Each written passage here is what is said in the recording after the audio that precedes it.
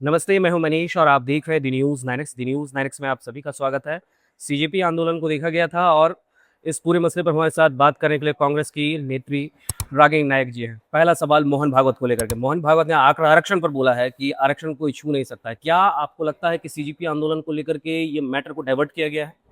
देखिए, मोहन भागवत जी ने तो ये कहा था कि आरक्षण की समीक्षा होनी चाहिए, और अब अगर वो अपने वक्तव्य से उलट रहे हैं तो पहले अपने ही गिरेबान में झांक कर देखें कि समय के हिसाब से अपने वक्तव्य बदलते रहते हैं, तो उनकी बात पर कितना विश्वास कोई करेगा। बहरहाल, आप ठीक कह रहे हैं, डाइवर्जनरी टैक्टिक करना ये भारतीय जनता पार्टी और संघ का पुराना खेल है। आज नरेंद्र मोदी जी, उनकी सरकार और ये जो बिहार में डबल इंजन सरकार है और तमाम प्रदेशों में है, वो उनके प्रति बहुत आक्रोश, बहुत गुस्सा है छात्रों और युवाओं के मन में। और वो क्यों ना हो, जिस तरीके का अत्याचार, हिंसा, बर्बरता, लाठीचार्ज, पैलेट गन, AK-47 ऐसे जैसे देश के बच्चे आतंकवादी हों, इस तरीके का व्यवहार किया गया साधारण से शांतिपूर्वक प्रोटेस्ट में। और जो पिटे हैं उनको ही एंटी नेशनल बताना, मतलब अगर किसान आंदोलन करें तो आप बोल दीजिए खालिस्तानी है। देश की पहलवान बेटियां अगर बैठे आंदोलन करने के लिए तो आप पुलिस की लाठी जूतों से पिटवाइए।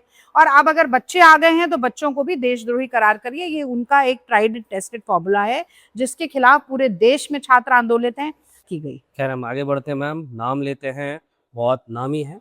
नाम है बाबा रामदेव जी। आजकल पुनः चर्चे में आ गए हैं। वो भी लगातार बोल रहे हैं और सामने चूंकि यूपी इलेक्शन है, इसको लेकर क्या सोच रहे हैं? एक तो वो बाबा रामदेव नहीं है, वो लाला रामदेव है, ठीक है ना। तो लाला रामदेव, अभी एक वीडियो आया था उसमें से कूद रहे हैं, फुदक रहे हैं, तो लोग उसमें लिख रहे थे कि एथेनॉल पी लिया है क्या। लाला रामदेव जब भी कुछ बोलें, उनसे सबसे पहले ये पूछना चाहिए कि आपने 2014 में कहा था कि पेट्रोल और डीजल को 40 रुपया लीटर दिलवाएंगे, क्या हुआ उसका। फिर लाला रामदेव से पूछना चाहिए कि आपने कहा था मोदी जी जैसे ही आएंगे रुपया और डॉलर समान भाव का हो जाएगा, क्या हुआ उसका। तो लाला रामदेव अपना उद्योग जो उन्होंने फैलाया हुआ है उसको चलाने और बचाने के लिए मोदी जी के आगे नतमस्तक है, सरेंडर है। तो लाला रामदेव की बात पर कोई विश्वास नहीं करता। राहुल गांधी दिनों सोशल मीडिया पे आते थे, आजकल प्रधानमंत्री जी खुद इंस्टाग्राम पे आ रहे हैं। इसमें क्या कहना है? देखिए, वो कहते हैं ना, मरता क्या ना करता, डूबते को तिनके का सहारा होता है। तो मोदी जी को लगा कि आधी रात को फोन मुंह के पास रख के friends hi friends hi friends, जैसे एक फ्रेंड डोनाल्ड ट्रंप भी था जिसने कि मोदी जी को नाक रगड़वा दी, करा ना 50% टैरिफ और ये टैरिफ और वो टैरिफ, और इतनी बेइज्जती बार बार मोदी जी के कारण होती है। तो अब उन्हें लगा कि अब मैं अगर हाय फ्रेंड्स करूंगा तो शायद जेनजी से कनेक्ट हो जाऊंगा, पर ऐसा होता नहीं है। बोया पेड़ बबूल का तो आम कहाँ से होए।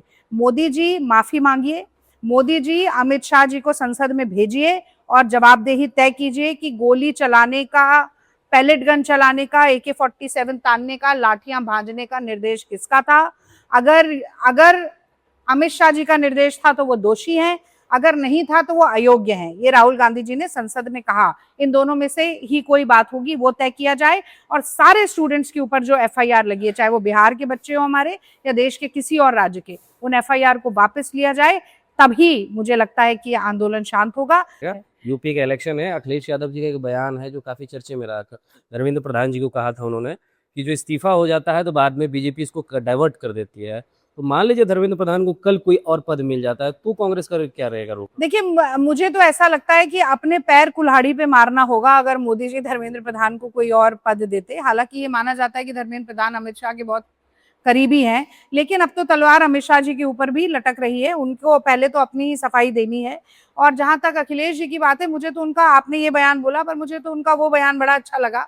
उनसे ये कहा गया कि भारतीय जनता पार्टी के लोग ये आरोप लगाते हैं कि ये दो लड़के जब यूपी में साथ आ जाते हैं तो सब निपट जाता है। तो उन्होंने कहा कि ये दो लड़के यानी कि वो और राहुल जी जब इस बार यूपी में साथ आएंगे तो भाजपा और संघ गिरोह को निपटा देंगे। तो इसी नोट के साथ उत्तर प्रदेश का चुनाव है और इस बार मानिएगा कि सब ढोंगियों की विदाई होने वाली है। जी, बहुत बहुत शुक्रिया। हमारे साथ थे रागिनी जी। बारह दर्शकों, आपको हमारा इंटरव्यू कैसा लगा अपनी राय हमारे कमेंट बॉक्स में दें। अगर आप हमारा वीडियो फेसबुक पे देख रहे हो, फेसबुक पेज लाइक कर लें। अगर आप हमारा वीडियो यूट्यूब पर देख रहे हैं, यूट्यूब चैनल सब्सक्राइब कर दो।